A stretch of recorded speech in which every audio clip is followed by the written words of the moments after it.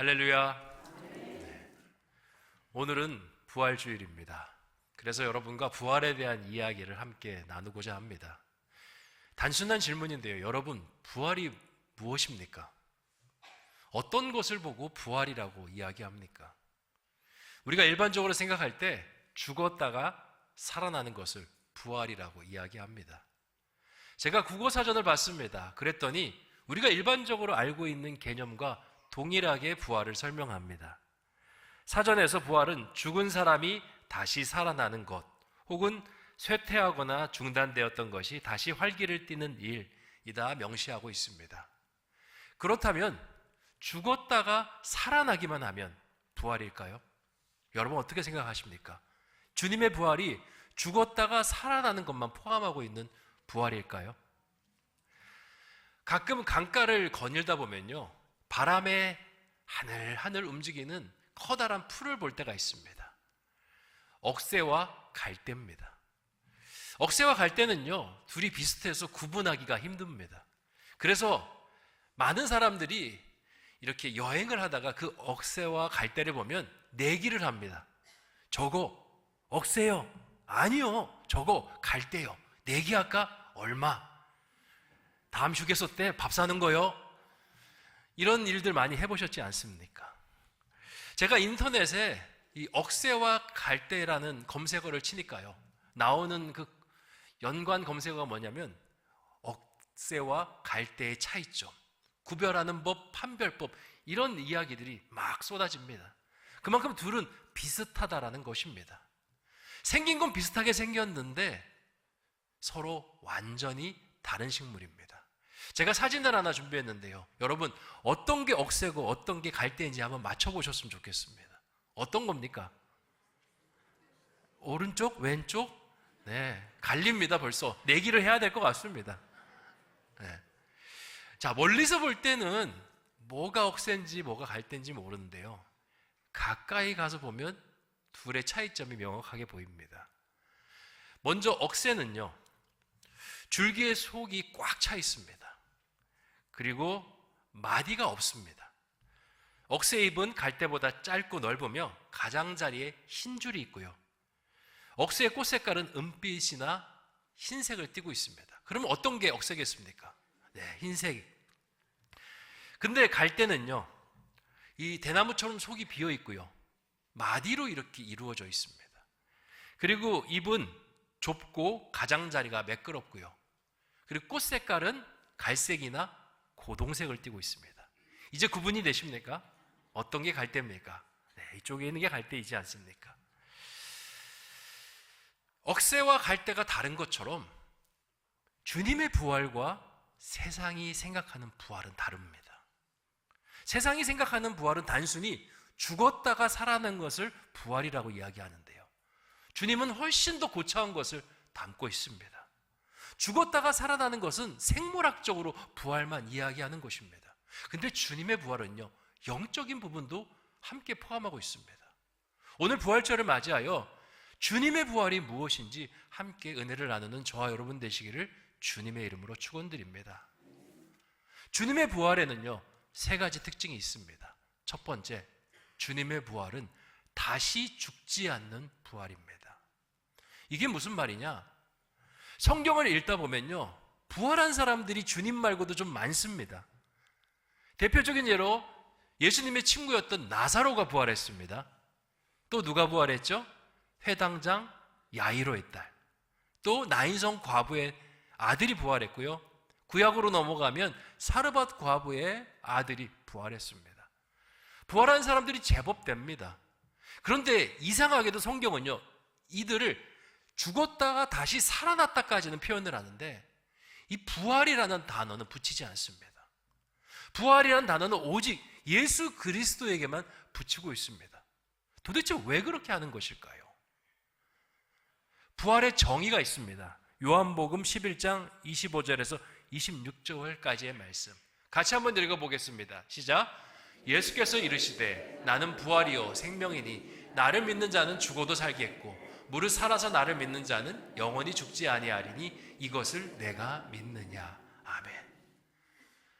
주님께서 부활의 정의를 말씀하시면서 부활의 두 면을 이야기합니다. 하나가 뭐냐?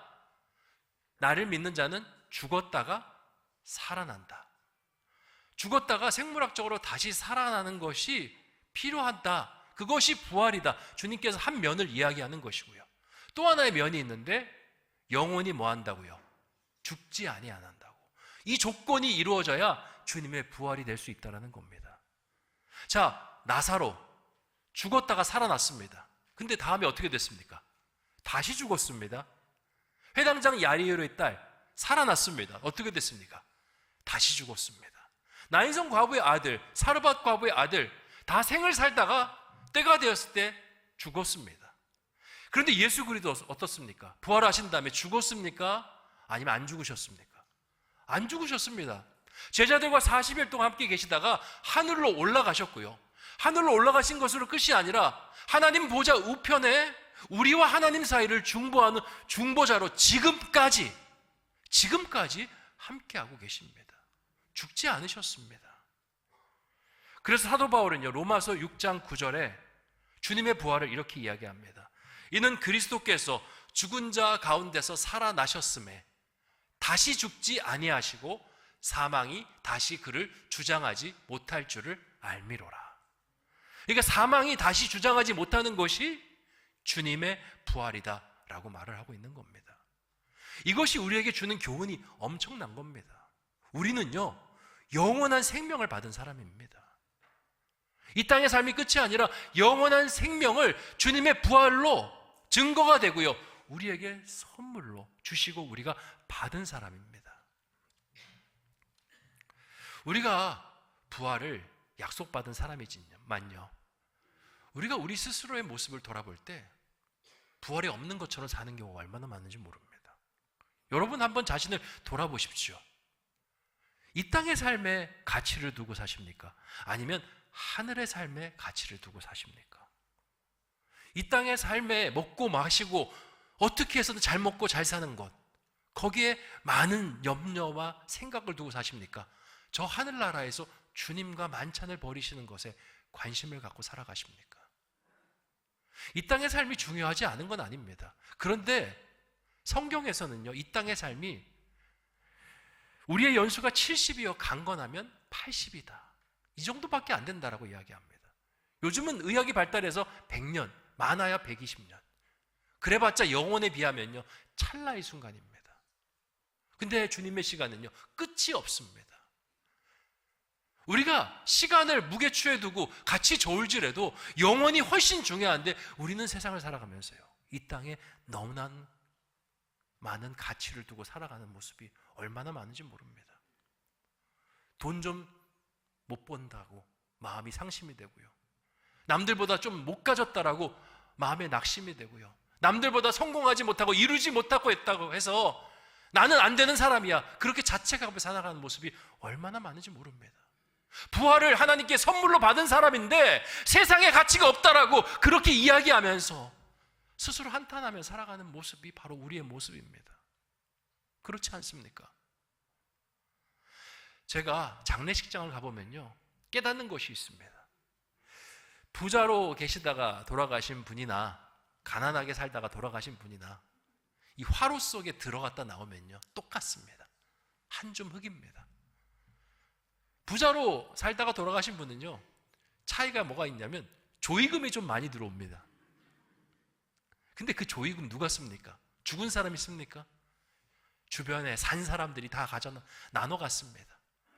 죽은 자가 살던 집, 죽은 사람이 타던 차, 폐물과 액세서리 전부 산 사람이 다 가져갑니다. 내가 지고 갈 수 있는 거 아무것도 없습니다. 오직 우리가 가져갈 수 있는 건 믿음, 하나님의 구원, 그리고 부활에 대한 신앙을 가지고 가서 영혼 속에 사는 것입니다. 제가 최근에 너무나 안타까운 기사를 봤습니다. 요 며칠 계속 그 뉴스가 나오더라고요. 용인 수지에 일가족 5명이 사망을 했습니다.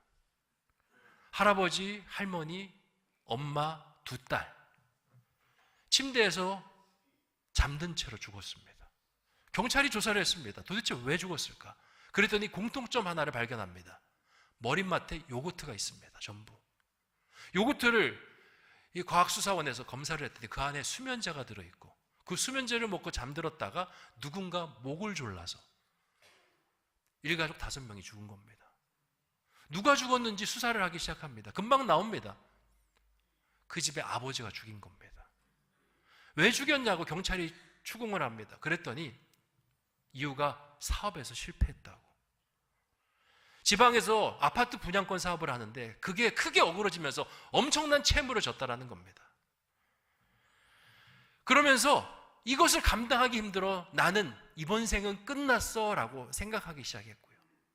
내가 감당할 수 없는 빚을 내가 포기해버리면 가족들이 고스란히 받아야 된다고 생각하니까 그래, 가족들과 같이 죽자라는 생각을 했다라는 겁니다.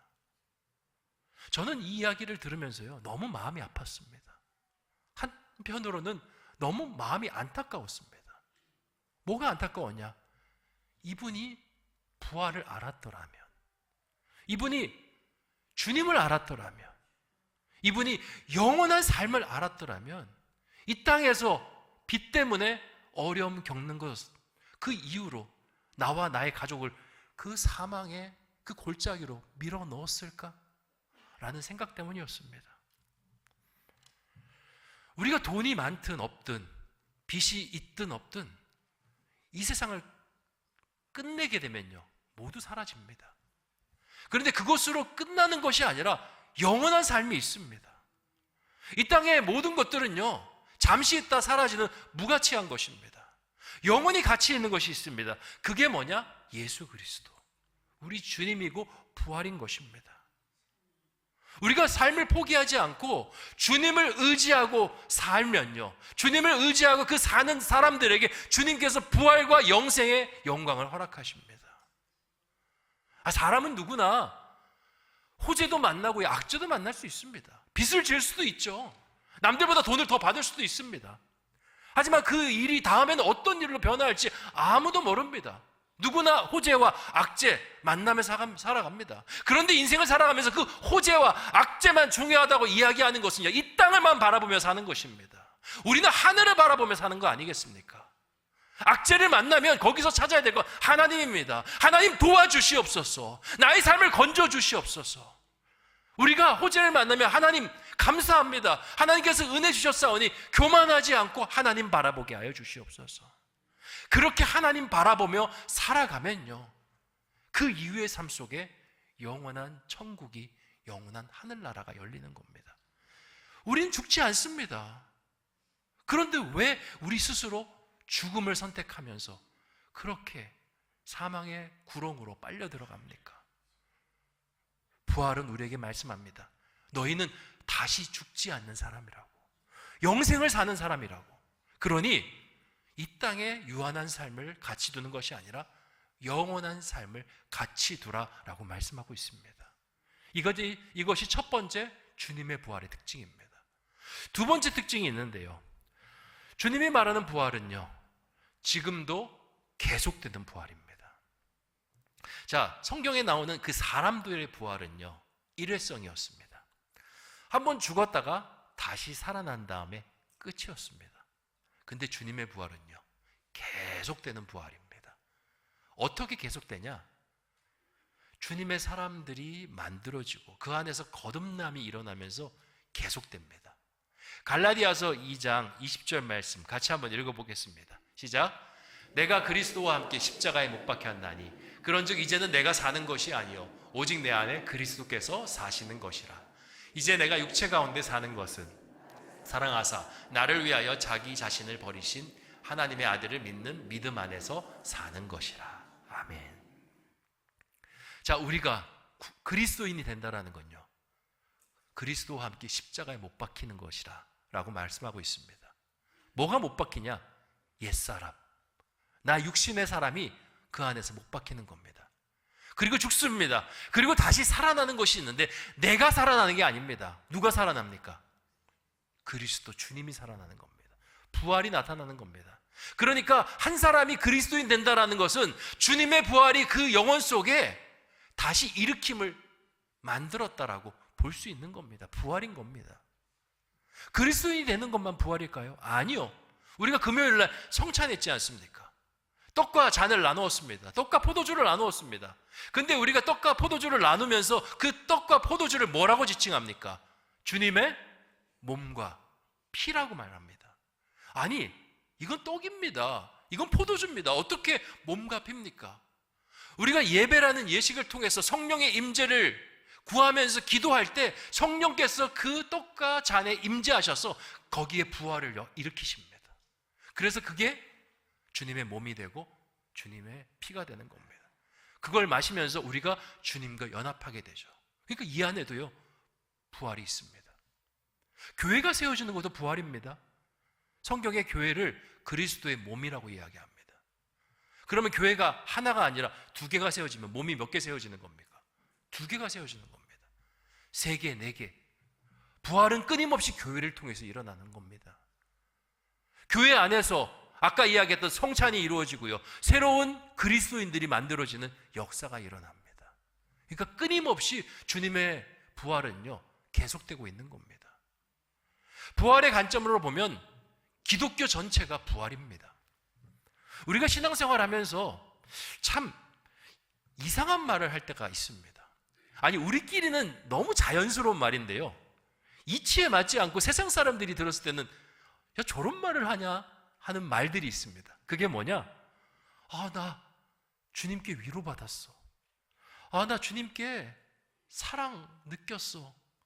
주님께서 나의 삶을 도와주시고 또 나를 깊이 만나주셨어. 이런 말들입니다. 우리가 들었을 때는요, 하나도 이상한 것이 없습니다.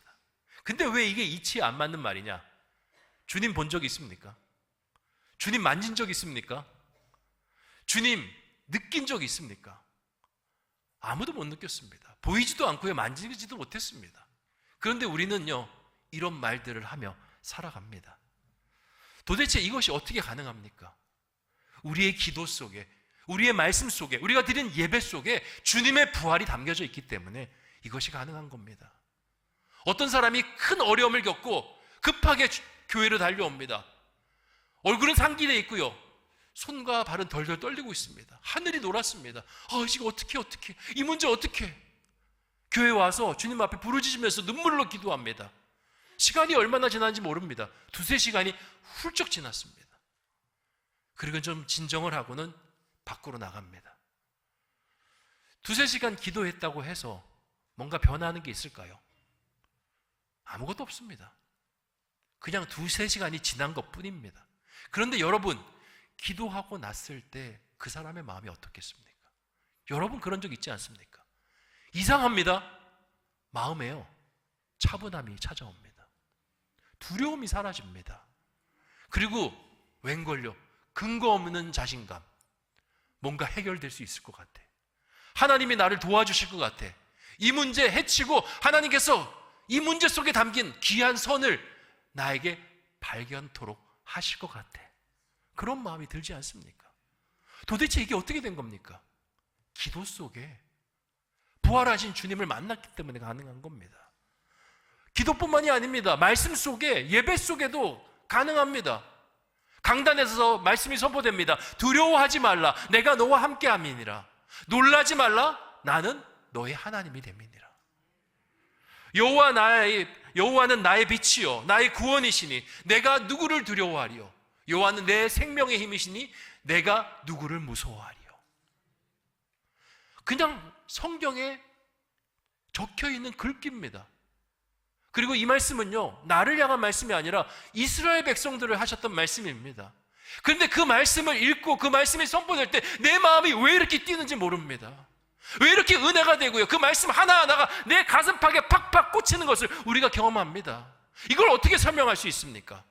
주님의 부활을 말씀을 통해서 경험하는 겁니다. 예배를 통해서 경험하는 겁니다. 그러니 주님의 부활의 특징은요, 한 번이 아니라 계속되는 것이 바로 부활인 것입니다. 마지막으로 성경이 말하는 부활은요, 재생산하는 부활입니다. 이 재생산하는 부활이 뭐냐? 부활을 한번 경험하면요, 경험한 사람이 가면 그 자리에 새로운 부활들이 만들어집니다.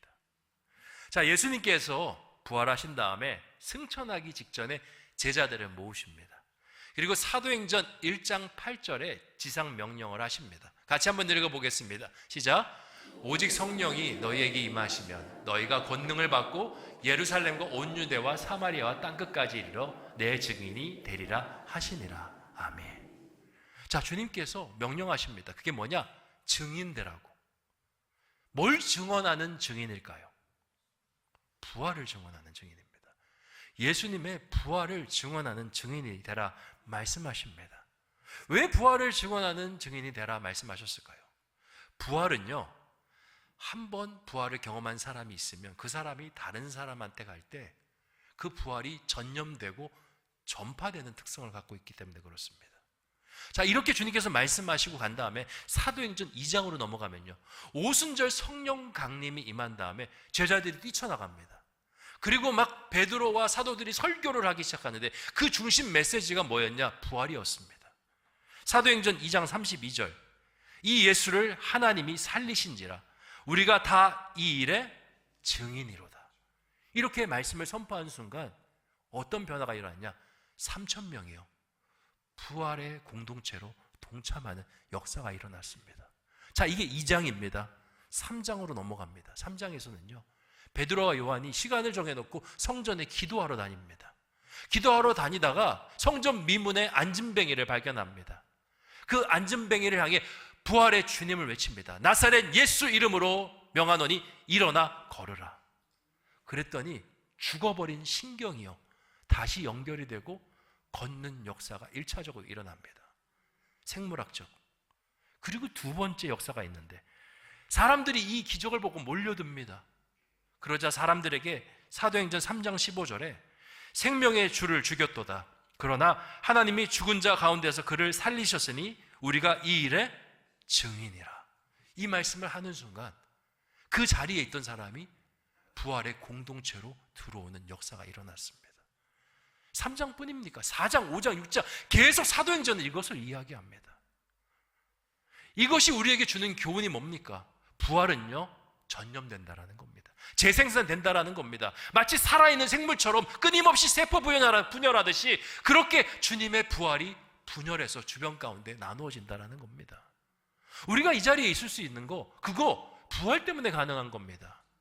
누군가가 먼저 부활을 경험했습니다. 우리 부모님일 수도 있고요, 전도자일 수도 있고요, 우리 주변의 지인일 수도 있습니다. 그들이 부활을 경험하고 부활의 증인이 돼서 우리에게 부활을 이야기합니다. 그것을 통해서 우리의 마음속에 부활이 들어오면서 우리가 하나님의 자녀가 될 수 있는 겁니다. 말씀을 정리하겠습니다. 주님의 부활은요, 세상의 부활과 다릅니다.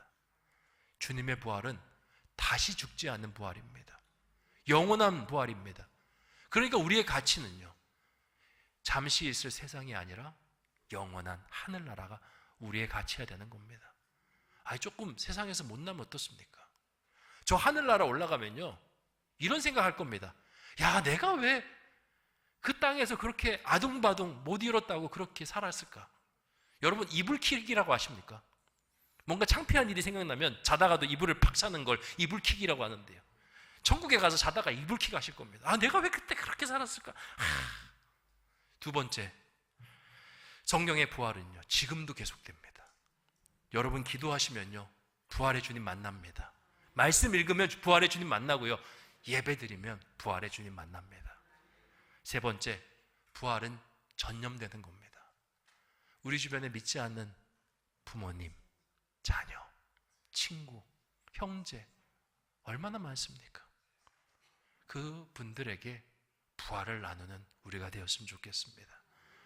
오늘 부활절이 그것을 다시 새롭게 하고 다짐하는 은혜의 시간이 되시기를 주님의 이름으로 축원드립니다. 기도하겠습니다.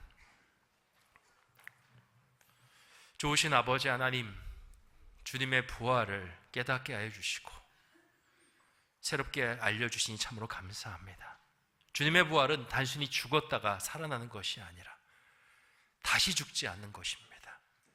계속되는 것입니다. 그리고 재생산되는 것입니다. 내 안에 그 부활이 가득 차서 이 땅의 삶에 일희일비하는 삶이 아니라 영원한 하나님의 나라를 사모하는 삶, 그리고 힘들고 어려울 때 부활의 주님을 만나고 의지하고 구하는 삶, 그리고 우리 주변을 부활로 물들이는 삶을 살게 하여 주시옵소서. 감사를 드리오며 모든 말씀 예수님의 이름으로 기도하옵나이다. 아멘.